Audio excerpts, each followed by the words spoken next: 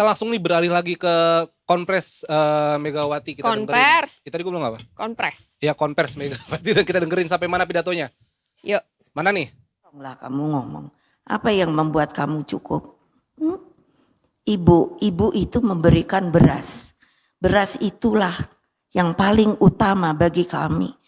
Biar umpamanya nggak ada uang, tapi ada beras. Oh kayak begitu ya, ini benar. Kalau kamu nggak percaya, boleh tanya.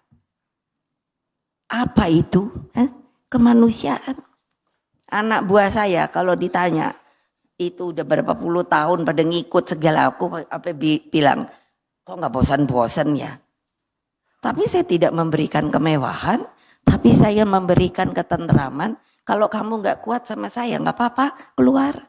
Sampai hari ini nggak ada. Mana dia? Si itu ada, si Mbah. Jadi ada nih pengawal saya. Itu terus setelah saya nggak lagi di istana, dia nggak tahu kenapa bilang, saya suruh ini generasi berikutnya, saya suruh manggil Mbah. Dia sampai hari ini masih tetap setia pada saya. Kenapa? Simba ribut karena dia bilang lebih baik saya tinggal sama ibu. Karena apa? Saya merasa tentram. Bah, kalau kamu nggak tahan keluar aja. Nggak ngapain aku keluar. Manggilnya aja sampai sekarang masih Putri. Ngapain Tri aku keluar? Orang dibikinin BPJS. Lalu kemarin kakinya O. Kan jadi susah jalannya. Terus saya bilang, dioperasi ya? Enggak, takut. Akhirnya saya bilang, lucu deh. Kebawa tuh kali. Saya Presiden Republik Indonesia kelima. Perintah saya, kamu mesti operasi kaki. Siap. Bener, mau dioperasi. Wah sekarang dia keren deh, jalannya udah lurus lagi.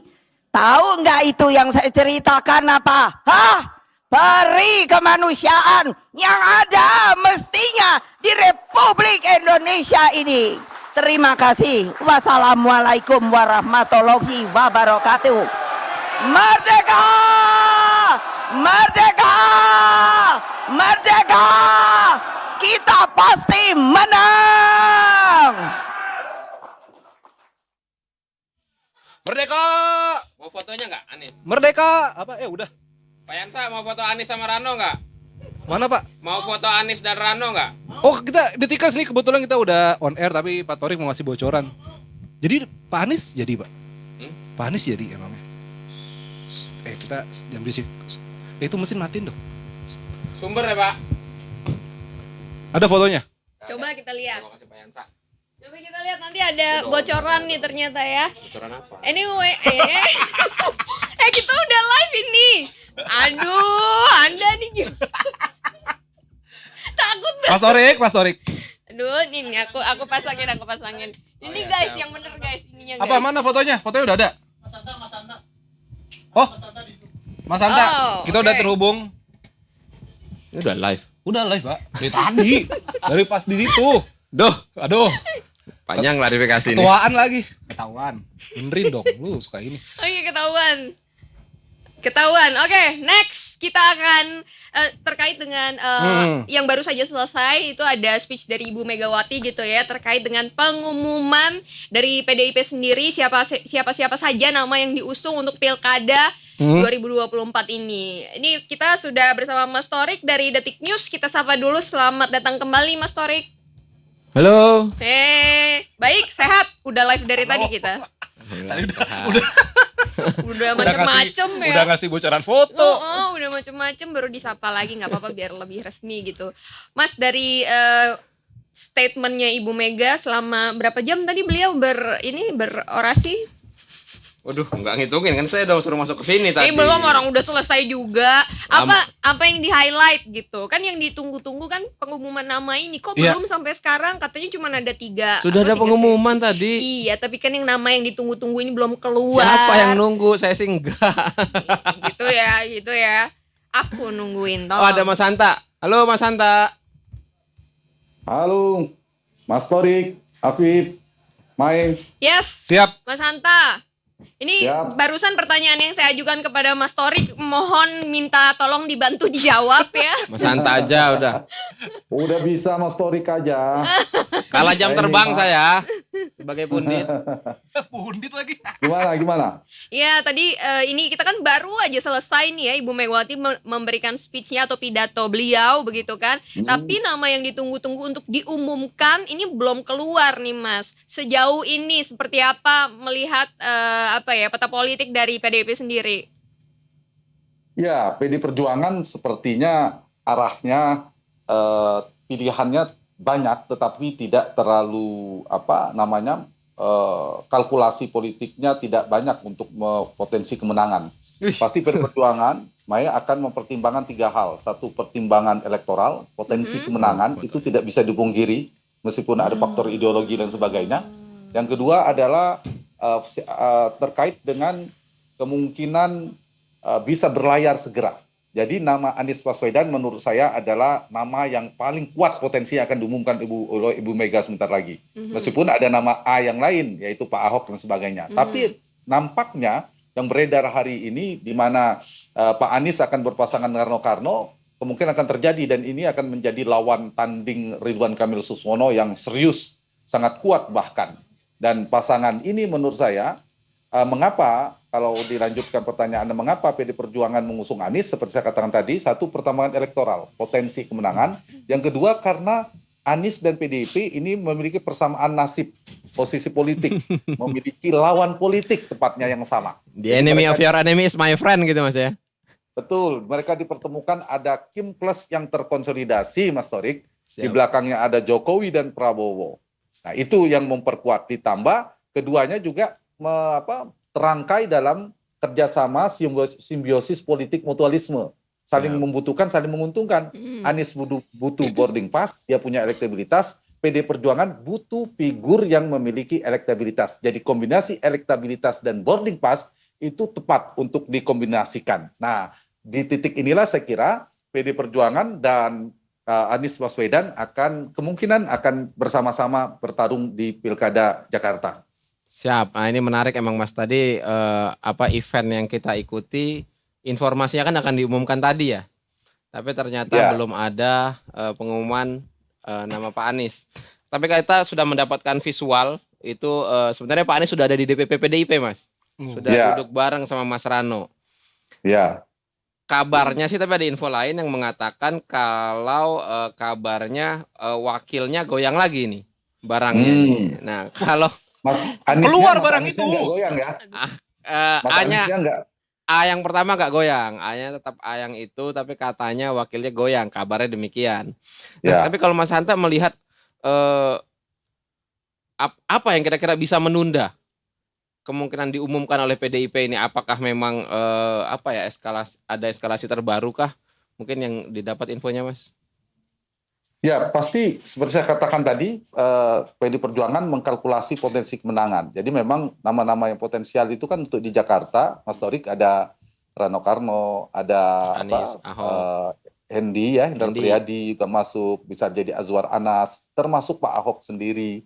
Jadi pertimbangan wakilnya. Tapi yang kemungkinan besar PD Perjuangan akan mengusung Anies, menurut saya semakin terbuka lebar ya, semakin jelas. Tapi ini Bagi- fenomena menarik Mas ya. Aniesnya kan ya kalau dikenal publik disorot juga oleh media sebagai tokoh kanan jauh. Ya. PDIP Ya. kiri jauh. Nah, ini ketemunya di Ya. tengah apa di kiri nih Mas ketemunya nih? Nah, harusnya ketemunya di tengah. Ya, memang Mas Torik tantangannya ada di situ nanti. Kita tahu Ya bahwa- di grassroots-nya gimana Mas? Nah, tinjauan grassroots-nya gimana? Ini kan masa pemilih mereka berbeda juga nih. Ya, satu sisi pemilih Anies kan sebenarnya beririsan cukup kuat dengan PKS. Anies ini terlalu lama berada di spektrum kanan Ya. dalam spektrum politik kita. Tiba-tiba sekarang bergeser ke tengah lah, jangan sebut ke kiri. Kalau kita menggunakan spektrum kiri kanan, nasionalis kiri.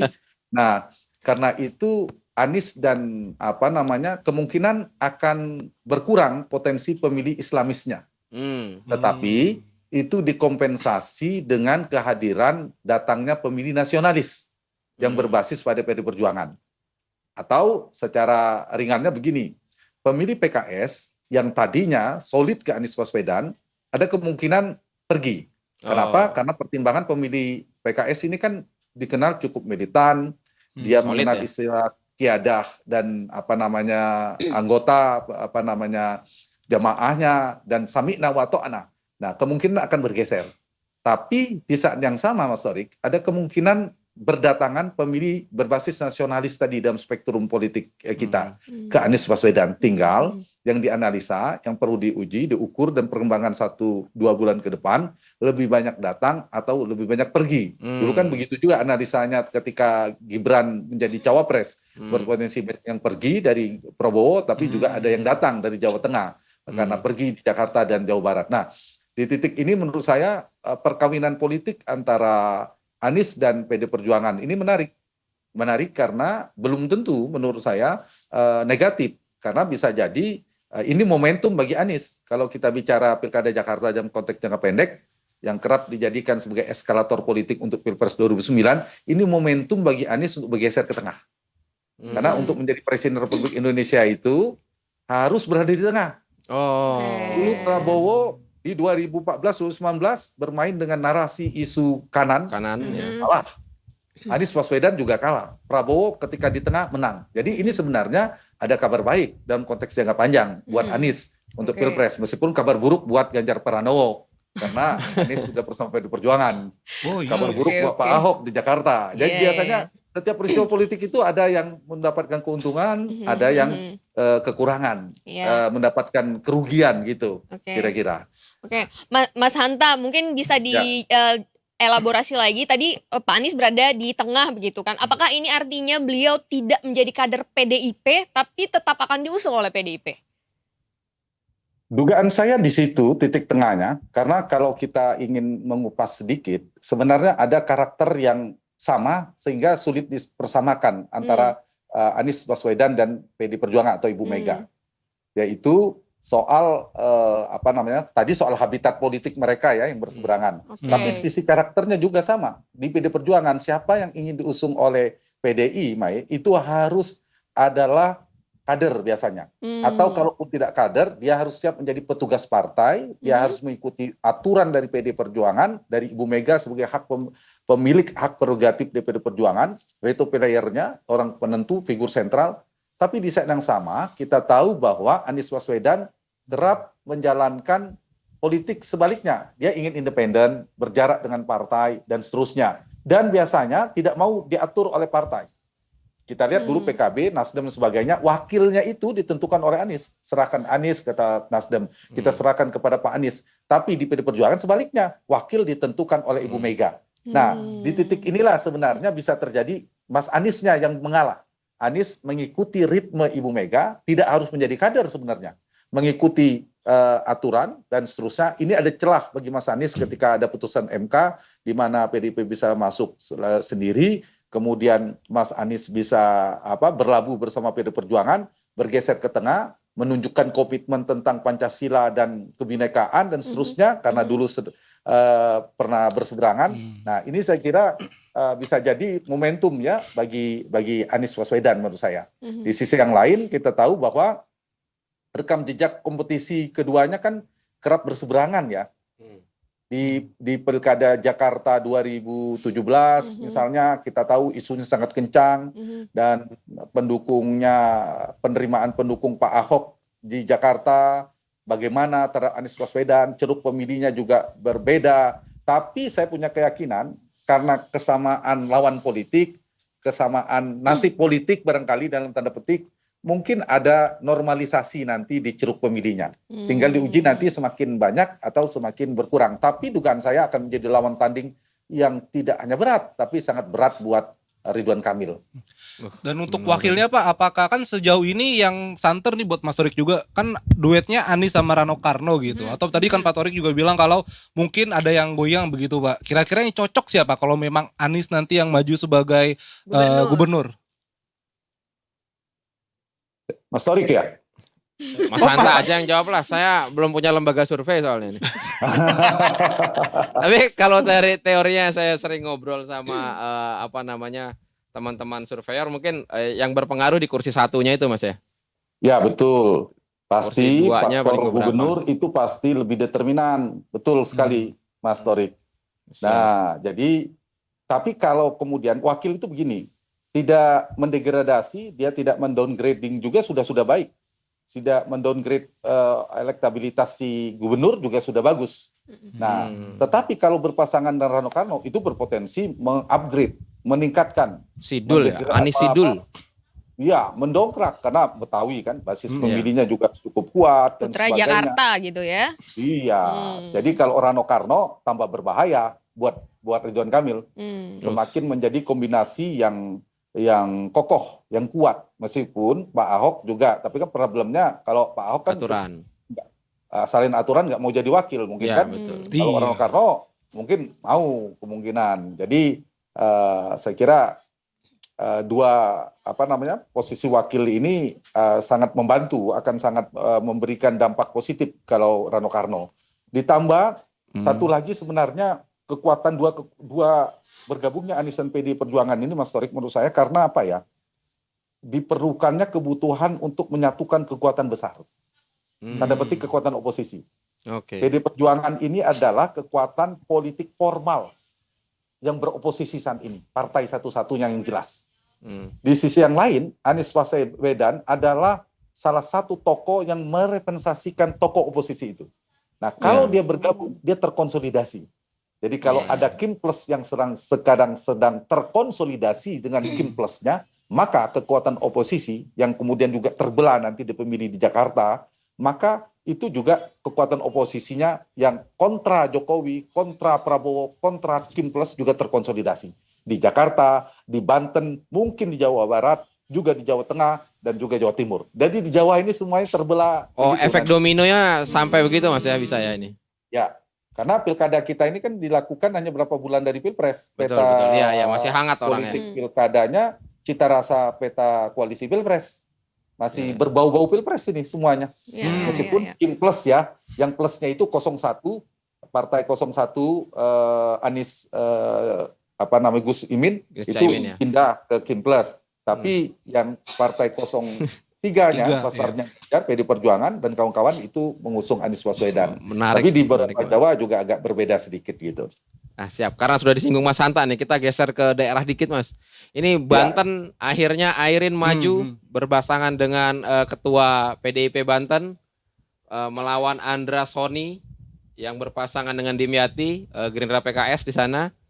Sama mungkin Jawa Tengah sekalian, Mas. Di Ulas itu menarik juga PDIP akhirnya berangkat sendirian ya. Andika ya. Andika Hendi. Andika sama Hendrar Priadi ya. Priadi. Nah, ini kira-kira hitungannya dengan Airin lawan Andra Soni ini ya kalau sekilas kita lihat nama Airin nama besar ya di itu, dan Andra Soni mungkin perlu berusaha lebih keras untuk menyaingi Airin setelah dia maju. Tapi seberapa besar pengaruh Golkar di sana, kan Golkar akhirnya memutuskan tidak mendukung Airin, Mas, kalau di Banten?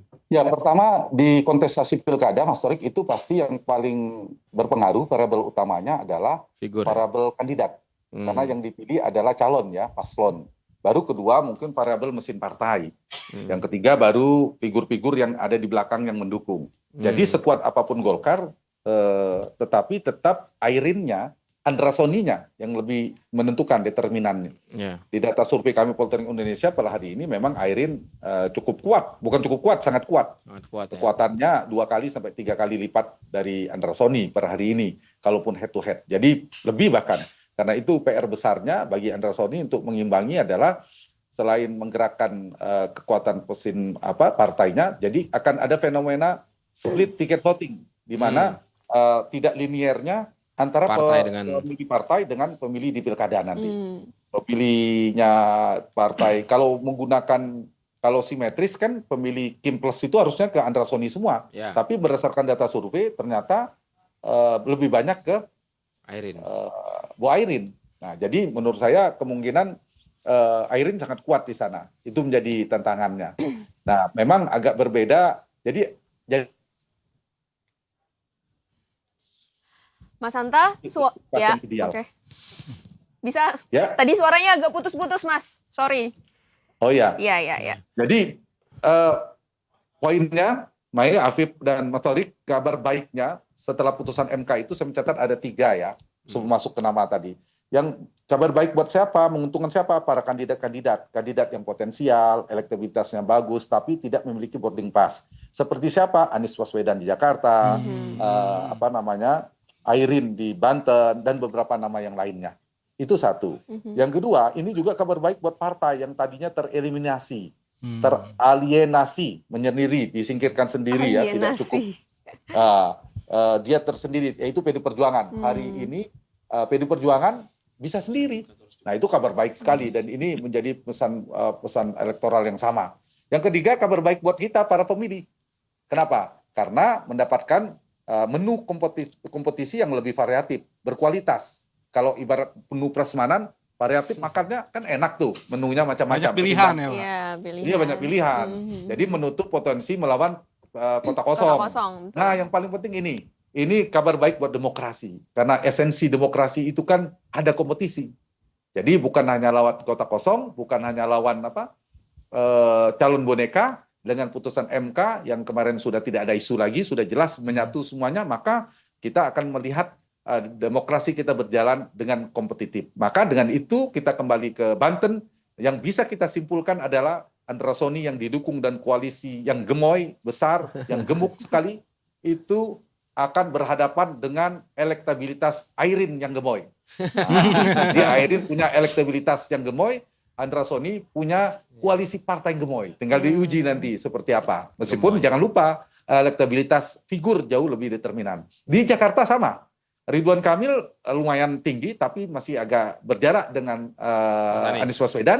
Anies Baswedan didukung oleh koalisi yang ramping, krempeng kalau bahasanya Ibu Mega kepada Pak Jokowi tempoh hari. Jadi kalau Anies punya koalisi yang krempeng, sementara Ridwan Kamil koalisi yang tambun. Nah, seperti apa nanti kita lihat perkembangannya.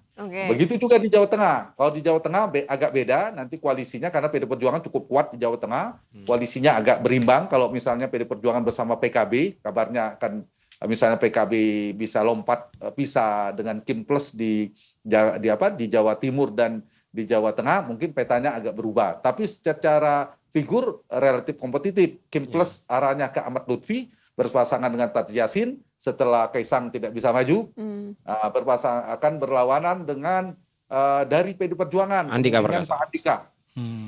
Perang jenderal ini. Berpasangan dengan Triadi. Perang jenderal. Gimana? Perang jenderal ini. Sama-sama jenderal. Iya, betul, ini, perang bintang. Perang Tiga bintang. bintang 4. Kurang satu tapi bintang yang dan satu. hijau. Iya, Seru iya, juga iya. di sana. Seru ini. Purnawirawan tapi ya.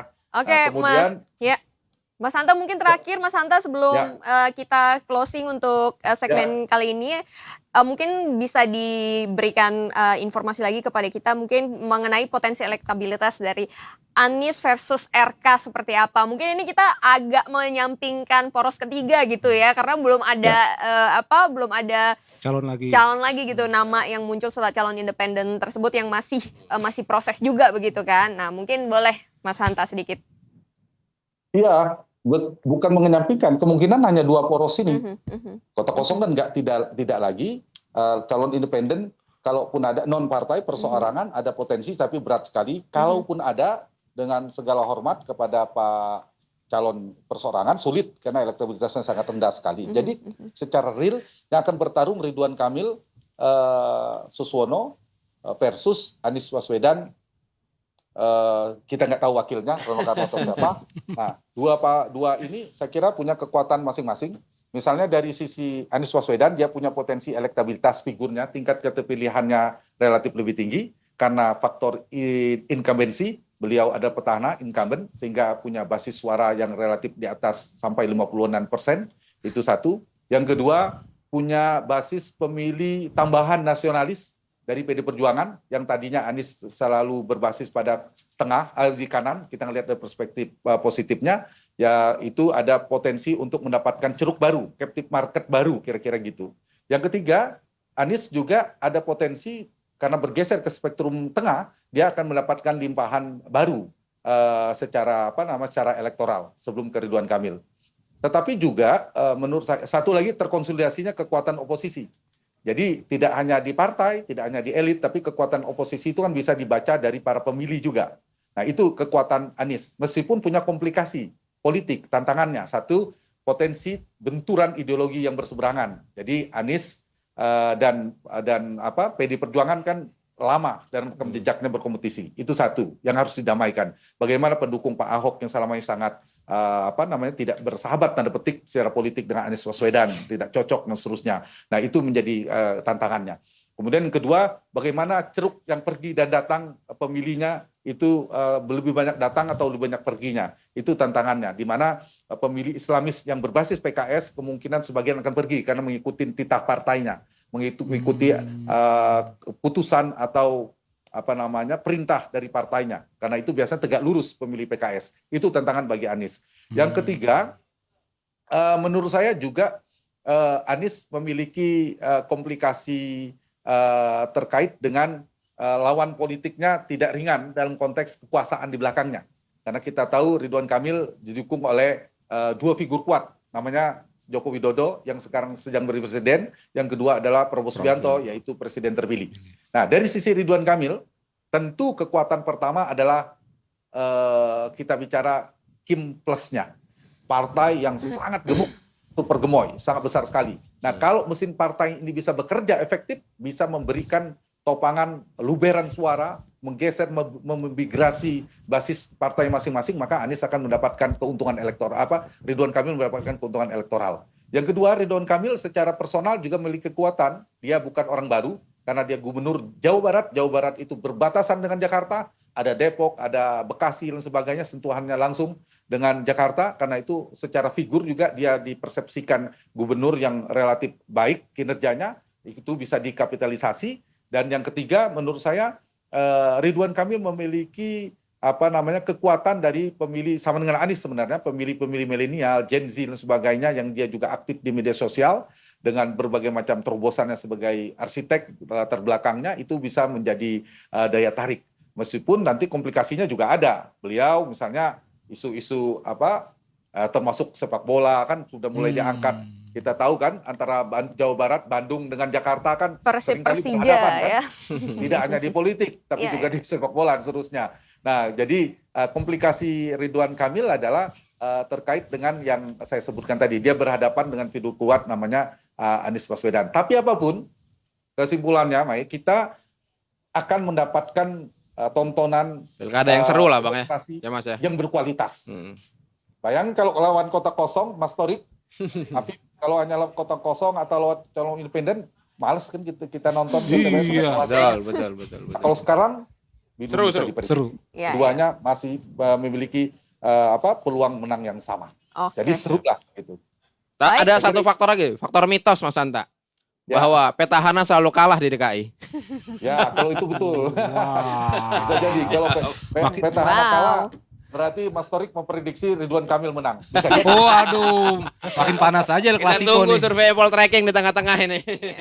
Iya, Oke. karena Akan satu memberi lagi, gambaran. hukum elektoral itu begini, Mas Torik betul. Betul, Anies sedang tinggi, tapi hukum elektoral itu begini. Incumbent, petahana itu trennya lebih mudah turun daripada naik.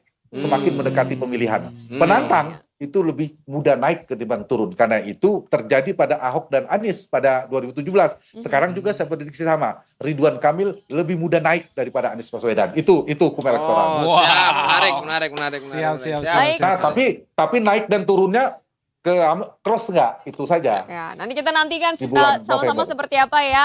Apakah hari Ya. ini nama yang kita nantikan yang akan maju, yang akan diusung oleh PDIP untuk pilkada, terutama di Jakarta yang kita nantikan ini akan segera diumumkan. Terima kasih banyak. Menantikan. Terima kasih. Baik. Terima kasih banyak, Mas Mas Santa, Santa. Yuda, Joko Tracking. Mencerahkan. Selamat sore, Bye-bye. Mas. Thank you. Thank you. Iya, Tapi- aku yang nungguin, iya. Enggak, tapi emang politik kayak gitu ya, beneran dinamis ya Pak ya? Dinamis sangat, banget. Sangat dinamis. Siapa yang kebayang Anies Baswedan di Iya, PDIP? ketiba ke PDIP loh. Gini kalau saya patokannya, kalau gua patokannya selalu saat Prabowo bergabung jadi Menteri Jokowi, itu udah jadi Itu udah tanda-tanda. semua kemungkinan politik itu Iya. sangat mungkin udah itu. Sama seperti kita ketika Kylian Mbappe ke Madrid akhirnya kan. Siapa yang nyangka ya kan? Tapi Pak, terakhir Pak, kalau misalnya soal putusannya Pak kemarin kan akhirnya semua bisa maju nih Pak. Apakah Kim Plus ini masih solid di last minute ataukah mungkin ada Di beberapa daerah udah pecah, PKB udah pamit di Jawa Tengah dan mungkin di beberapa daerah lain juga. Jadi memang jadi dinamis karena bisa ngusung sendiri. PKS juga udah Iya. pamit di Tangsel. PKS kan akhirnya ngusung calon sendiri di Tangsel. Benar. Karena ramai juga yang nama yang diusung juga kan banyak kontroversi Ya. juga Iya. kan. Iya. Marcel. Iya. Cepat pulang. Marcel cepat pulang kan? Iya, Ya, benar. itu. Marcel Gimana, Sihaan. gimana lagunya? Gimana lagunya? Yang meski waktu datang Oh, iya. gitu. Ada zaman dulu lah. Mas Torik dikit dong. Tadi kan Apa? ada spill foto tuh Iya. Pak Anies dan Rano Karno. Terus ada statement dikit dari Mas Torik. Ini kayaknya wakilnya goyang nih gitu. Ada Ya. isu apa di belakang itu, Mas? Jadi ternyata di baliknya masih seru sekali kayak di PDIP. Hmm. Jadi Mas Anies benar sudah ke DPP, sudah ada di gedung B PDIP. Udah pakai batik merah. Batik merah, Ah. sudah foto bareng dengan Mas Rano Karno, tapi ada sesuatu. Apa Sehingga jadi masih ada hitung-hitungan elektoral, ideologi, PDIP dan segala macam ya. Ini kita juga masih mencari tahu jelasnya gimana. itu? Belum Tapi ada. Mas Anies sudah berjalan ke DPP PDIP sudah benar, Mm-mm. sudah ada di sana, Mm-mm. tapi belum diumumkan. Kapan sih Pak pengumumannya? Ya Kira-kira? pendaftaran kan mulai besok. Selambat-lambatnya harusnya besok. Besok. Selambat-lambat. Oh, masih sih bisa- sampai 29. 29, 29. Ini kalau di situs Iya, KPU ya. Selambat-lambatnya masih bisa. Pendaftaran pasangan Di calon 29 27 sampai berarti 29 betul. Iya. Selayaknya sih ya hari ini atau besok lah. Iya. Dalam waktu dekat. Tenang aja, Mai. Tenang aja. Kok Mai orang Kan Afif lu yang nanya? menunggu-nunggu. Menunggu-nunggu kan. Enggak, gue takut eh, breaking news. Karena bener-bener breaking news harian tuh semua TV breaking news gitu kan. Bisa, Menantikan bisa, ini bisa, seperti bisa. apa. Emang Tiba-tiba kita saat-saat breaking news. menegangkan itu saat-saat menjelang Iya. pendaftaran. Nah itu dia. Nanti kalau ada update-update lagi mampir ya. Oke. Oke. Apa nih? Udah, terima kasih Mas Thank you banyak Pak Torik sudah datang ke sini. Ya, sudah ngobrol-ngobrol Nanti juga sama lagi. kita. Ya, inilah ya, pokoknya ya nanti kita akan update lagi seperti apa perkembangan dari Pilkada 2024 dan Detikers kita masih akan update lagi mengenai Pilkada di daerah-daerah lain dari Bali, kemudian dari Jawa Tengah. Tengah nanti ya, dari Jawa Jawa Tengah Barat seru juga tuh, mungkin Jawa ada. Seru-seru banget. Kita akan tergabung nanti dengan jurnalis di daerah itu sesaat lagi tentunya kita akan kembali lagi di Detik Sore. Nggak cuma Hore-hore. Oh, iya. Dia cuma taunya hore-hore doang.